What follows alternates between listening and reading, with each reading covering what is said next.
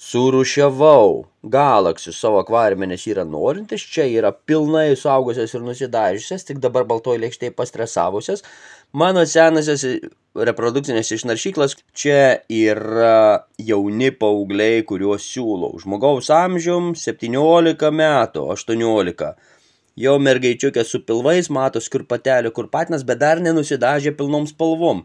Parduotuviai yra tokie. Bet man atrodo kvailystė pirkti suaugusią žuvį.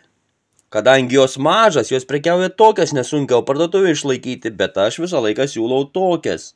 O čia yra paaugliukai 12-13 metų, kurie jau gyvena su suaugusiais. Akvariume nebemailinykė, maitinasi suaugusiais, bet dar nepasiekė suaugusio dydžio. Tai va, aš visada siūlau tokias. Jauną žuvį, kuri dar suaugs nusidažys, bet jos jau gali pradėti neršti. Galiu duoti ir tokių, jeigu norit. Galiu ir tas atiduoti. Esu ir tokias siuntęs ir jos gyvena, bet normaliai yra, vat, tokias.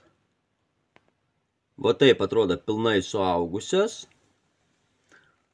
Taip atrodo tos, kurios aš siūlau iš šoną.